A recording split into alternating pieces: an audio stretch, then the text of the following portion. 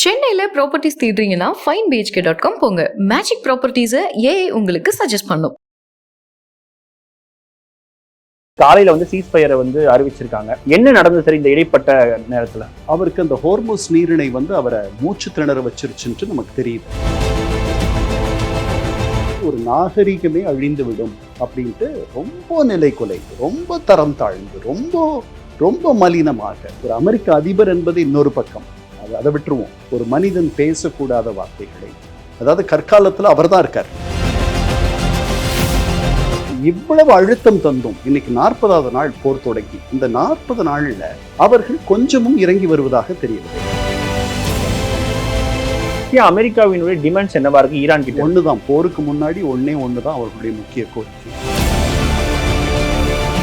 பேசிட்டு இருக்கும் பொழுதே தாக்குறவரை எப்படி நம்ப முடியும்? அதனால இந்த உறுதிமொழியை அவர்களுடைய நாடாளுமன்ற இரு அவைகள் காங்கிரஸ் அங்க கொண்டு போய் அதை அவர்களுடைய சட்ட அமைப்புகளில் ஒரு அங்கமாக மாற்ற வேண்டும். 10-20 நாள் முன்னாடி ஸ்டீவ் விட்காஃப் அவருடைய தனித்துவர்கிட்ட கேட்கிறாரு, ஏன்னா நாம இவ்வளவு அழிவை அவங்களுக்கு ஏற்படுத்துறோம், இன்னும் அவங்க எப்படி இன்னும் பணியிலேயே, அவங்க ஆச்சரியமா இருக்கு அப்படின்ற மாதிரி அவர் கேட்டதாக ஸ்டீவ் விட்காஃபே சொல்றாரு. இப்போ ஈரானை பொறுத்த வரைக்கும் இது அவங்களுக்கான வெற்றியா பார்க்கப்படும். கண்டிப்பா.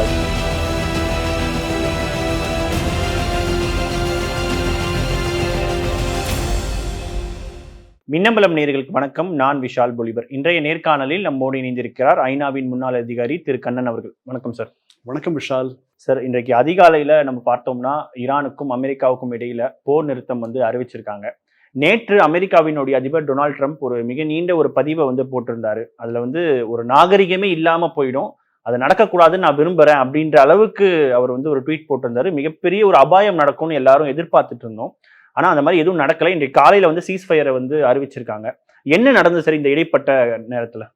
முதல்ல இது நம்முடைய வயிற்றில் எல்லாம் பாலை வார்த்திருக்கிறது இந்த அறிவிப்பு. நான் ஒரு 51% இதற்கான வாய்ப்பு இருக்கிறதா முதல்லயே நினைச்சிட்டு இருந்தேன்.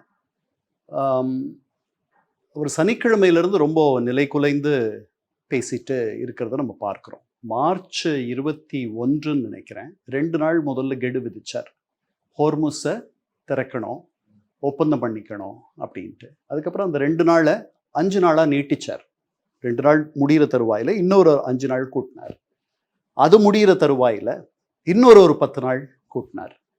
அது ஏப்ரல் 6 முடிஞ்சிருக்கும். ஏப்ரல் 5 என்ன பண்ணார், இன்னும் ஒரு நாள் அப்படின்னார். அதாவது நம்முடைய நேரம் புதன்கிழமை காலையில் 6:30 மணிக்கு அந்த கெடு முடியும். இப்படி அவர் தள்ளி வச்சதுக்கு காரணம் என்னன்னா, பேச்சுவார்த்தைகள் ஒரு 12-13 நாளாக அவங்க 2 பேருக்கும் மறைமுகமாக பாகிஸ்தான் முன்னெடுத்து நடத்திட்டு இருக்கு. மார்ச் 19 ரியாதில் ஒரு சந்திப்பு நடந்துச்சு. அந்த சந்திப்பில் சவுதி வெளியுறவு அமைச்சர், துருக்கி வெளியுறவு அமைச்சர், எகிப்திய வெளியுறவு அமைச்சர், அதுக்கப்புறம் பாகிஸ்தானிய வெளியுறவு அமைச்சர், இவங்க அத்தனை பேரும் கலந்து பேசினாங்க. அடுத்ததை எங்க இஸ்லாமாபாத்தில் நாங்கள் நடத்துகிறோம்னு சொன்னாங்க இஷாக்தார் அப்படின்ற அவங்களுடைய வெளியுறவு அமைச்சர். அதே மாதிரி மார்ச் 29, 30 அங்கே இஸ்லாமாபாத்தில் இந்த 4 பேரும் கலந்து பேசினாங்க இந்த போரை நிறுத்துவதற்கான வழிமுறைகள். அதுக்கப்புறம் அது முடிஞ்ச பிறகு இஷாக்தார் பெய்ஜிங் போனார். பெய்ஜிங் போய் அங்கே சீனாவினுடைய அவருடைய எதிரிணை கவுண்டர் பார்ட் வாங்கி அவரை பார்த்துட்டு 2 பேரும் சேர்ந்து ஒரு 5 அம்ச போர் நிறுத்த திட்டத்தை அறிவித்தார்கள். அது என்னன்னா, உடனடி தற்காலிக போர் நிறுத்தம், சீஸ்ஃபயர். அதற்கு பிறகு முழுமையான பேச்சுவார்த்தைகள் எவ்வளவு விரைவில் தொடங்க வேண்டுமோ அவ்வளவு விரைவில் தொடங்கணும். அப்புறம் குடி கட்டுமானங்களுக்கு, கட்டமைப்புகளுக்கு இதற்கு எந்த சேதமும் வரக்கூடாது, அவற்றிற்கு பாதுகாப்பு. ஹோர்முஸ் நீரிணை வழியாக வர்த்தக போக்குவரத்திற்கு எந்த இடைஞ்சலும் எந்த ஆபத்தும் இல்லாமல் இருப்பது, சர்வதேச சட்டத்திற்கும் ஐக்கிய நாடுகள் சபையினுடைய சாசனத்திற்கும் முன்னுரிமை தருவது, அதை பிரதானப்படுத்துவது அப்படின்ற ஒரு 5 அம்ச திட்டம். இப்போ அந்த பக்கம் இருந்து அமெரிக்க அதிபர் ட்ரம்ப் என்ன சொன்னார், இந்த பேச்சுவார்த்தைகள் நடந்துட்டு இருக்கு, அவர் மேலும் கீழுமா பேசிட்டு இருந்தார், நல்லபடியா போயிட்டு இருக்கு, பயனுள்ளதா இருக்கு அப்படின்லாம் சொன்னார். அதுக்கப்புறம் ரெண்டு மாதிரியும் சொன்னார். நான் கற்காலத்திற்கு அவர்களை குண்டு போட்டு கொண்டு போய் விடுவேன் அப்படின்னாரு. நரகத்தை அவர்கள் சந்திக்க வேண்டி இருக்கும் அப்படின்னாரு. அது ஒரு 2-3 தடவை சொன்னார். அதுக்கு பிறகு வந்து நேற்று நீங்கள் சொன்ன மாதிரி ஒரு கெட்ட வார்த்தையை பயன்படுத்தி அவர்களை இப்போ இருக்கக்கூடிய அந்த ஈரானிய அரசை பழித்தார். அவருக்கு அந்த ஹோர்முஸ் நீரிணை வந்து அவரை மூச்சு திணற வச்சிருச்சுன்ட்டு நமக்கு தெரியுது. அவர்கள் அதை தெரிவு செய்து மூடியது. அதாவது அவர்களுக்கு வேண்டிய கப்பல்கள் போயிட்டு வந்துட்டு இருக்கு.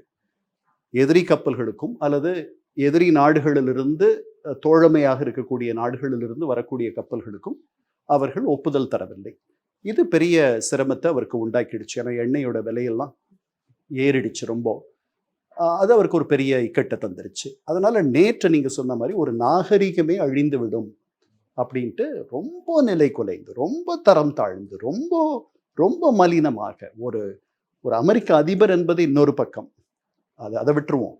ஒரு மனிதன் சொல்லக்கூடாத வார்த்தைகளை, ஒரு மனிதன் பேசக்கூடாத வார்த்தைகளை, அதாவது கற்காலத்தில் அவர் தான் இருக்கார், கற்காலத்தில் கூட இப்படி பேசியிருப்பாங்களான்னு தெரியாது. அந்த மாதிரி நிலை குலைந்து, மிகவும் மிகவும் மிகவும் நிலை குலைந்து இப்படி ஒரு பதிவை அவர் இட்டார். அது வந்து அவர்களை, ஏன்னா இவ்வளவு அழுத்தம் தந்தும் இன்னைக்கு 40வது நாள் போர் தொடங்கி இந்த 40 நாளில் அவர்கள் கொஞ்சமும் இறங்கி வருவதாக தெரியவில்லை. அவர்களும் வந்து ரொம்ப விடாப்பிடியாக அந்த அரசு இருக்கே, இப்போ வந்திருக்கிற அரசு, அவர்களுடைய மக்களை பற்றி கொஞ்சமும் அதற்கு அக்கறை இருப்பதாக எனக்கு தெரியல. அதனால 2 தரப்பும் நெருப்போட விளையாடிட்டு இருந்தாங்க. ஆனா இந்த விளையாட்டை வந்து உண்மையாக்கி இருந்தாருன்னா உலகம் முழுக்க ஒரு பொருளாதார மந்த நிலை வந்திருக்கும். நீங்க சொல்றது வந்து நேற்று அவர் சொன்ன பதிவை நிறைவேற்றி இருந்தா. ஆமா, கட்டமைப்புகள் மீது, குடிமை கட்டமைப்புகள் மீது, சிவிலியன் இன்ஃப்ராஸ்ட்ரக்சர் மீது, பாலங்கள் மீது, அவர்களுடைய மின் நிறுவல்கள், பவர் இன்ஸ்டலேஷன்ஸ் மீது ஈரான் முழுக்க இருளில் மூழ்கி இருந்திருக்கும். அது மட்டுமல்லாமல் அவர்கள் அதற்கு எதிர்வினையாக வளைகுடா நாடுகளில் அவர்கள் அதே மாதிரி பண்ணுவாங்க. 2 பேரும் மிகவும் மிகவும் மிகவும் கீழிறங்கி போயிருப்பாங்க. போர்க்குற்றங்கள் அதிகமாக நடந்திருக்கும். ஏற்கனவே போர்க்குற்றங்கள் 3 தரப்புலேயே நடந்திருக்குன்னு தான் நான் நினைக்கிறேன். எல்லாமே ரொம்ப ஒரு மிக மிக மிக பதற்றமான நிலையில் உலகம் இருந்திருக்கும். இப்போ இந்த பாகிஸ்தானிகள் அவர்கள் ஒரு 2-3 நாள் முன்னாடி ஒரு 45 நாள் தற்காலிக போர் நிறுத்தத்தை அவர்கள் முன்மொழிந்தார்கள். ஒரு ப்ரொபோசல் கொடுத்தாங்க. அந்த முன்மொழிவை அவர் வரவேற்றார். ஈரானியர்கள் அதை வந்து நிராகரிச்சிட்டாங்க. நேற்று அந்த கெடு முடியறதுக்கு 90 நிமிடம் முன்னாடி, 1.5 மணி நேரத்துக்கு முன்னாடி பாகிஸ்தானிகள் மிகப்பெரிய வெற்றியை ஈட்டி விட்டார்கள். எப்படின்னா அவங்க 2 பேரும் ஒத்துக்கிட்டாங்க 2 வாரத்திற்கு தற்காலிக போர் நிறுத்தம். இப்போ இஸ்ரேலியர்கள் போரை நிறுத்துவாங்களான்னு நம்ம பார்க்கணும். நிறுத்துவாங்கன்னு நினைக்கிறேன். இவர் வந்து நிறுத்த சொல்லிடுவார்னு நினைக்கிறேன். இஸ்லாமாபாத்தில் 2 பேரும் முதன்முறையாக February 26 ஜெனீவாவில் சந்தித்த பிறகு மீண்டும் இஸ்லாமாபாத்தில் அமெரிக்கர்களும் ஈரானியர்களும் முதன்முறையாக மீண்டும் சந்திப்பார்கள். இப்போ இதுவரைக்கும் பாகிஸ்தானிகளுக்கு மிகப்பெரிய வெற்றி இது. அவர்களுடைய பிம்பத்துக்கு மிகப்பெரிய ஏற்றம். யாரும் சாதிக்க முடியாததை அவர்கள் சாதிச்சிட்டாங்க. ஏன்னா 2 மிக கடினமான ஒரு அறிவுபூர்வமற்ற 2 குழுக்கள், அந்த 2 குழுக்களையும் கொஞ்சம் நிதானத்திற்கு கொண்டு வந்து இந்த அன்னை பூமிக்கு அவர்களுடைய கால் தரையில் பாவரா மாதிரி பண்ணுறதுக்கு எவ்வளவு அவங்க பிரயத்தனப்பட்டாங்கன்றது இனிமே தான் நமக்கு தெரிய வரும். அதனால் அவர்கள் சந்திக்க இருக்கிறார்கள். இது முதல் கட்ட வெற்றி. இப்போ இந்த 2 வார பேச்சுவார்த்தைகளின் இறுதியில் ஈரானியர்கள் கொஞ்சமும் விட்டு தரவில்லை என்றால் நம்ம மீண்டும் நேற்று இருந்த இடத்திற்கு போயிடுவோம். அதனால் இன்னும் 2 வாரம் நமக்கு கிடைச்சிருக்கு நிம்மதி பெருமூச்சு விடுறதுக்கு. இந்த 2 வாரத்திற்கு முடிவில் இது ஒரு அமெரிக்கர்கள் வேண்டியதை, ஈரானியர்கள் வேண்டியதை, அதாவது இது அவங்க 2 பேருடைய முகமும் கவிழாமல் இருப்பதற்காக செய்து கொண்ட தற்காலிக ஏற்பாடு. இதை நிரந்தரமாக்குறதுக்கு பாகிஸ்தானிகள் இப்போ எவ்வளவு உழைச்சாங்களோ, மற்றவர்கள் துருக்கியர்கள், அப்புறம் எகிப்தியர்கள், சவுதிகள் எவ்வளவு உழைச்சாங்களோ அதை விட அதிகமாக, ஒருவேளை 10,000 மடங்கு அதிகமாக அவர்கள் உழைக்க வேண்டியிருக்கும். காலம் நமக்கு சொல்லும். ஆனால் சார், எந்த பாயிண்ட்ல வந்து அமெரிக்காவும் சரி ஈரானும் சரி போர் நிறுத்தம் இப்போ செஞ்சுக்கலாம் அப்படின்னு சொல்லி அந்த முடிவுக்கு வந்தாங்க சார்? அதுதான் 1.5 மணி நேரத்துக்கு முன்னாடி கெடு முடியறதுக்கு. நம்முடைய நேரம் வந்து இன்னைக்கு காலையில், புதன்கிழமை காலையில் 6:30 மணி காலையில் அந்த கெடு முடியும். 5 மணிக்கு நம்முடைய நேரம் காலையில் அந்த போர் நிறுத்தத்திற்கான ஒப்புதல் கிடைக்குது. அதற்கு முன்னாடி வந்து அதிபர் ட்ரம்ப் 2 பேர்கிட்ட பேசியிருக்காரு. ஒன்று வந்து பாகிஸ்தானுடைய இராணுவ தலைமை தளபதி ஆசிம் முனிர், அதுக்கப்புறம் இஸ்ரேலுடைய பிரதமர் நெத்தன்யாகு அவரோட பேசிட்டு அவர் பேசும் பொழுது இங்கே வந்து 3 மணி நம்ம அதிகாலை 3:30 மணிக்கு அவங்க 2 பேர்கிட்டையும் பேசியிருக்காரு. அவங்களுக்கு நேரம் 5 மணிக்கு சாயங்காலம். ஆனா இப்போ அமெரிக்காவினுடைய தற்பொழுது டிமாண்ட்ஸ் என்ன சார்? ஏன்னா இதற்கு முன்னாடி அவங்க வச்ச டிமாண்ட்ஸுக்கும் ஒவ்வொரு காலகட்டத்திலையும் மாறிக்கிட்டே இருக்கு. இப்போ கடைசியா அமெரிக்காவினுடைய டிமாண்ட்ஸ் என்னவா இருக்கு ஈரான் கிட்ட? ஒண்ணுதான், போருக்கு முன்னாடி ஒண்ணுதான் அவர்களுடைய முக்கிய கோரிக்கை, முக்கிய நிபந்தனை என்னன்னா, நீங்க யுரேனியத்தை செறிவூட்டக்கூடாது, நீங்க அணுசக்தியாக மாறுவதை கைவிட வேண்டும். அப்போ உங்ககிட்ட கையிருப்பில் இருக்கக்கூடிய நீங்க செறிவூட்டிய யுரேனியத்தை நீங்க சர்வதேச அணுசக்தி முகவத்துக்கிட்ட, இன்டர்நேஷனல் அட்டாமிக் எனர்ஜி ஏஜென்சி கிட்ட கொடுத்துடணும். 440 கிலோகிராம் வச்சிருக்காங்க, அது பூமிக்கு அடியில புதைஞ்சிருக்கு, இஸ்ஃபஹான்லயும் நட்டான்ஸ்லயும். அதை நீங்க கொடுத்துடணும். நீங்க இந்த செறிவூட்டுற வேலையில ஈடுபடவே கூடாது. உங்களுக்கு வேண்டிய செறிவூட்டப்பட்ட போதுமான அளவு உங்களுடைய மின்சார தேவைக்கு செறிவூட்டப்பட்ட யுரேனியத்தை நாங்க தரோம், இலவசமா தரோம், எவ்வளவு வேணாலும் தரோம், எவ்வளவு வருஷம் வேணாலும் தரோம் அப்படின்றது அமெரிக்கர்களுடைய கருத்து. இவங்க வந்து இல்ல, அது வந்து எங்ககிட்ட இருந்து பிரிக்க முடியாத ஒரு உரிமை, நாங்க அந்த மாதிரி செறிவூட்டுவோம் அப்படின்றது. போர் தொடங்கின பிறகு அமெரிக்கர்கள் வந்து கணிக்காதது என்னன்னா, இந்த ஹார்முஸ் நீரிணையை இவர்கள் மூடி அவர்களுக்கு மூச்சு திணற வைத்து விடுவார்கள் அதிபர் ட்ரம்ப்புக்குன்றதை அவர்கள் கணிக்கல. அப்படிதான் எனக்கு தெரியுது. அதனால அது வந்து அவருக்கு இப்போ அதுதான் பிரதானமாயிடுது.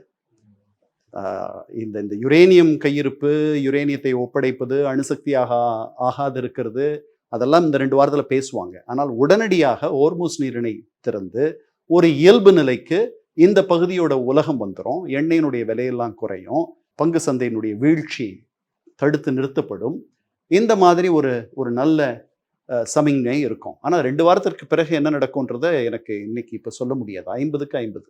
ஆனால் இப்போ இந்த ஹார்மோஸை பற்றி பேசுறதுனால ஒரு கேள்வி சார். இப்போ ஈரான் வந்து சொல்றாங்க இந்த ஹார்மோஸில் எங்களுக்கான உரிமைன்றது தேவை அப்படின்ற மாதிரி சொல்றாங்க, ஓமானோட வந்து சேர்ந்து நாங்கள் பண்ணணும்னு. அது எந்த அளவுக்கு சர்வதேச சட்டங்கள் படி அது சாத்தியம்? அதாவது சர்வதேச சட்டத்தின்படி அது வந்து ஒரு சர்வதேச நீர்நிலை. அதில் வந்து ஈரானுக்கும் ஒமானும் மிக நெருக்கத்தில் அந்த நீர்நிலை இருக்கிறது. ஒரு சில இடங்கள்ல அந்த 2 நாடுகளுடைய நீரும் ஒன்றை சந்தித்து ஒன்றன் மேல் ஒன்றாக சில இடங்களில் இருக்கின்றன. 12 நாட்டிக்கல் மைல்ஸ், ஒரு நாட்டிக்கல் மைல்னா கிட்டத்தட்ட 1.25 மைலுக்கு அதிகமாக அல்லது கிலோமீட்டருக்கு அதிகமானது. கிட்டத்தட்ட ஒரு 24 கிலோமீட்டர்னு வச்சுக்கோங்களேன். இந்த 24 கிலோமீட்டர் வரைக்கும் அந்த நீர்நிலை இவர்களுக்கு உரித்தானதாக இருக்கும். இவ்வளவு நாள் அவங்க சொந்தம் கொண்டாடலை, இவ்வளவு நாள் அதற்கு வந்து சுங்கம் வசூலிக்கலை, அந்த பக்கம் வருவதற்கான நுழைவு கட்டணம் அதெல்லாம் வசூலிக்கலை. இன்னைக்கு இப்போ அதனுடைய முக்கியத்துவத்தையும் அதனுடைய பலத்தையும் அதை வந்து இவர்கள் கட்டுப்படுத்துவதனால் உலகத்தையே இவர்களால் ஆட்டி படைக்க முடியும், ட்ரம்பை ஆட்டி படைக்க முடியும் என்பதை அவர்கள் கண்டுகொண்டார்கள். அதனால இப்போ வந்து அதில் எங்களுக்கு அது பாத்தியதைப்பட்டது அப்படின்ற மாதிரி வேணும்னு சொல்கிறாங்க. அதுக்கு மற்ற நாடுகள் ஒத்துக்குவாங்களான்னு எனக்கு தெரியல. அவங்க ஒமானும் ஈரானும் சில ஒப்பந்தங்களை செய்து கொள்ளலாம், சில நெறிமுறைகளை வகுத்து கொள்ளலாம். சர்வதேச சட்டப்படி எனக்கு தெரிஞ்ச வரைக்கும் அது வந்து ஒரு சர்வதேச நீர்நிலை. அங்கே வந்து வர்த்தக போக்குவரத்திற்கு எந்த இடைஞ்சலும் எந்த நாடும் செய்யக்கூடாது. ஆனால் இப்போ ஈரான் இன்னொரு விஷயம் சொல்லியிருந்தாங்க சார், இந்த நிபந்தனையில் எங்களை வந்து இனி தாக்கவே கூடாதுன்ற சர்வதேச அளவுக்கான கேரண்டி வந்து எங்களுக்கு வேணும்னு. அதோடைய ப்ராசஸ் எந்த மாதிரி சார் இருக்கும்? அது ஒன்றும் இல்லை. இப்போ அதிபர் ட்ரம்ப்பை நம்ப முடியாது. அவர் வந்து இன்னைக்கு சொன்னதை அடுத்த நாள் மாற்றிக்கக்கூடியவர், அல்லது அன்னைக்கு மாலையே கூட மாற்றிக்கக்கூடியவர். அதனால அவங்க ஏற்கனவே சொல்லியிருக்காங்க. இவர் ஒரு 15 அம்ச நிபந்தனை கோரிக்கையை அந்த பக்கம் கொடுத்தாரு. அவர்கள் வந்து அதற்கு பதிலாக ஒரு 10 அம்ச கோரிக்கையை பாகிஸ்தானிகள் மூலமாக இந்த பக்கம் கொடுத்தாங்க. அதில் ரொம்ப முக்கியமான ஒரு 2-3 கருத்து என்னன்னா, நீங்கள் சொன்ன மாதிரி ஹோர்முஸ் நீரிணையில் அவர்களுக்குள்ள உரிமை அப்படின்னு அவங்க நினைக்கிறத அவர்கள் உறுதிப்படுத்தி கொள்ள வேண்டும். அது உலக நாடுகள் எல்லாம் அதை ஒத்துக்கணும், அமெரிக்கா அதற்கு வழி நிற்கணும், துணை நிற்கணும். 2வது, போரில் இப்போ நடந்திருக்கிற இந்த அழிவை அதற்கு இழப்பீடு 2. 3வது, இந்த மாதிரி மீண்டும் ஒரு தாக்குதல் நடக்கக்கூடாது அப்படின்ற ஒரு உறுதிமொழி. அந்த உறுதிமொழியை ட்ரம்ப் மட்டுமே தந்தா அதை எங்களால் எடுத்துக்க முடியாது. ஏன்னா இந்த முறை பேச்சுவார்த்தைகள் நடந்துட்டு இருக்கும் பொழுதே அவர் வந்து தாக்கிட்டார். இப்படி பேசிட்டு இருக்கும் பொழுதே தாக்குறவரை எப்படி நம்ப முடியும்? அதனால இந்த உறுதிமொழியை அவர்களுடைய நாடாளுமன்ற 2 அவைகள், காங்கிரஸ், அங்கே கொண்டு போய் அதை வந்து அவர்களுடைய சட்ட அமைப்புகளில் ஒரு அங்கமாக மாற்ற வேண்டும். அப்போ காங்கிரஸை கலக்காத எந்த அதிபரும் இவர்களை தாக்குவதற்கு வழி இல்லை. காங்கிரஸே அதை மீண்டும் மாற்றி அமைத்தால் ஒழிய, ஒரு ஒரு மறு திருத்தத்தை கொண்டு வந்தால் ஒழிய இது பண்ண முடியாது. அதனால் அது ரொம்ப உறுதியான ஒரு உறுதிமொழியா இருக்கும். அதைத்தான் அவங்க விரும்புறாங்க. இப்போ அமெரிக்காவினுடைய அந்த டேமேஜஸும் சரி, இல்லை ட்ரம்ப்புக்கு ஏற்பட்ட ப்ரெஷர் என்னவா இருந்தது சார் இந்த 40 நாட்களை நீங்க பார்த்த வரைக்கும்? ட்ரம்ப் தனியாக அவரை மட்டுமே நம்பியும், இந்த நெத்தன்யாகு சொன்னதை நம்பியும், அப்புறம் அவர் வெனிசுவேலாவில் அவர் ஜனவரி 6 7 அவர் அடைந்த வெற்றியை எண்ணி இருமாந்தும் இந்த போரை தொடங்கினார். இந்த போர் தொடங்கின ஒரு அதிகபட்சம் ஒரு 4-5 வாரங்கள் இந்த போர் நடக்கும். அப்படித்தான் அவர் தொடக்கத்தில் சொன்னார். 5-6 வாரங்கள்னு சொன்னார் நினைக்கிறேன். அதுக்கப்புறம் இந்த போர் தொடங்கின ஒரு 10-15 நாளில் அவர்கள் கீழே இறங்கி வந்துருவாங்க அப்படின்னு நினைச்சார். இவங்க இவ்வளவு வலியை தாங்குவாங்கன்ட்டு அவர் நினைக்கல. அதாவது இது மிகப்பெரிய வலி அவர்களுக்கு. இப்போ ஒரு 10 ஆண்டுகள் அவர்கள் பின்னுக்கு தள்ளப்பட்டிருக்கிறார்கள். 40 நாள் போர்ல குறைஞ்சபட்சம் அவர் 20 ஆண்டுகள்ன்றாரு. பாதியா எடுத்துக்கலாம். பல தரமட்டமாக்கி வச்சிருக்காரு. ஏன்னா அது பார்க்கறதுக்கே, அந்த படங்கள் எல்லாம் பார்க்கறதுக்கே நமக்கு ரொம்ப துன்பமா இருக்கு. பல 2000 பேர் அளவில் அப்பாவி குடிகள், கொலாட்ரல் டேமேஜ்னு சொல்லுவாங்க. அதனால பக்க துணையாக, பக்க இழப்பாக அவர்கள் இறந்து விட்டார்கள். ஆயுத தளவாடங்களுடைய இருப்பு குறைஞ்சிருக்கு. இவ்வளவும் நடந்திருக்கு. ஆனால் இவர்கள் இறங்கி வரல. அதனால ஒரு 10-20 நாள் முன்னாடி ஸ்டீவ் விட்காஃப் அவருடைய தனித்துதர்கிட்ட கேட்குறாரு, என்ன நாம இவ்வளவு அழிவை அவங்களுக்கு ஏற்படுத்துகிறோம், இன்னும் அவங்க எப்படி இன்னும் பணியலையே, அவங்க ஆச்சரியமா இருக்கே அப்படின்ற மாதிரி அவர் கேட்டதாக ஸ்டீவ் விட்காஃபே சொல்றார். அதனால 2-3 இடங்கள்ல அவருடைய கணிப்பு தவறா போயிடுச்சு. ஒன்று, இந்த ஹோர்முஸ் நீரிணை இவ்வளவு பெரிய மூச்சு திணறலை அவருக்கு ஏற்படுத்தும்ட்டு அவர் நினைக்கல. ஒன்று, ஏன்னா அதை மூடிட்டா அவர்களுடைய ஈரானுடைய எண்ணெயை ஏற்றுமதி செய்வதற்கே வழி இல்லாமல் போயிடும். ஆனால் அவர்கள் என்ன பண்ணியிருக்காங்க, அவங்க எண்ணெய் வரைக்கும் இன்றைக்கும் வெளியில் வித்துட்டு இருக்காங்க சீனாவுக்கு. அதுக்கப்புறம் தோழமை நாடுகள் அல்லது நட்பு நாடுகளுடைய கப்பல்கள் போகிறதுக்கு அவர்கள் தெரிவு செய்து செலக்டிவாக ஒப்புதல் தராங்க. இது நடக்குது. மற்ற நாடுகளுடைய எண்ணெய் போக்குவரத்தை தான் அவங்க தடை பண்ணிட்டாங்க. வளைகுடா நாடுகள் எவ்வளவு உற்பத்தி செய்தாலும் அந்த எண்ணெயை அவர்களால் ஏற்றுமதி பண்ண முடியலை.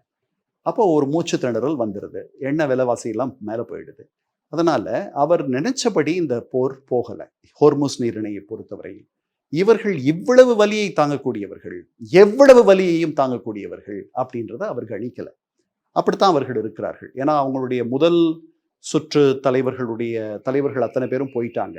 அடுத்த சுற்று தலைவர்களும் இறந்து போயிட்டாங்க.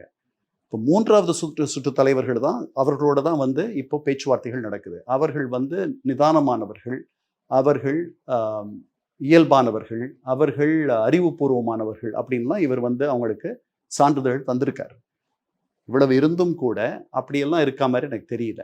இவ்வளவு நாள் இவங்க அழிச்ச 2 சுற்று தலைவர்களை விட மிக கடினமான, மிக தீவிரமான தலைவர்களை தான் இவருடைய இந்த போர் முயற்சி கொண்டு வந்திருக்குன்னு நான் நினைக்கிறேன். ஆனால் இப்போ ஈரானுடைய ஊடகங்கள் சார்பாக சொல்ற விஷயங்கள் என்னன்னா, இது எங்களுக்கான பெரிய வெற்றி, ஹிஸ்டாரிக்கல் வெற்றி அப்படின்னு. இப்போ ஈரானை பொறுத்த வரைக்கும் இது அவங்களுக்கான வெற்றியா பார்க்கப்படும். கண்டிப்பா ஈரான் தோற்காதவரை வெற்றி பெற்றதாக எண்ணணும். நம்ம வெற்றி பெறாவிட்டால் தோல்வி உற்றதாக நம்ம அமெரிக்காவை எண்ண வேண்டியிருக்கும். அந்த இடத்துல அமெரிக்கர்கள் இருக்கிறார்கள். ட்ரம்ப் இருக்கிறார். இந்த போரை அவரை மட்டுமே நம்பி தொடங்கினார். இந்த போரில் அவர் பெரிய வெற்றியை அடைந்து அவர் கேட்குற மாதிரி அவர்கள் அணுசக்தியாக மாறுவதை முழுவதுமாக கைவிட்டுட்டாங்க அப்படின்னா அவர் வரலாற்றில் இடம்பெற்று விடுவார். அவருக்கு 80 வயது ஆகுது. அவருடைய எண்ணம் என்னன்னா, இதற்கு முன்பாக அவருடைய அமெரிக்க அதிபர்கள் செய்ய தவறியதை தான் செய்வதாக அவர் மார்த்தட்டி கொள்ளுகிறார். அப்போ அவர் வெனிசுவேலா ஒரு 40 ஆண்டுகளாக அவர்களுக்கு பெரிய எரிச்சலை தந்து கொண்டிருந்த ஒரு நாடு.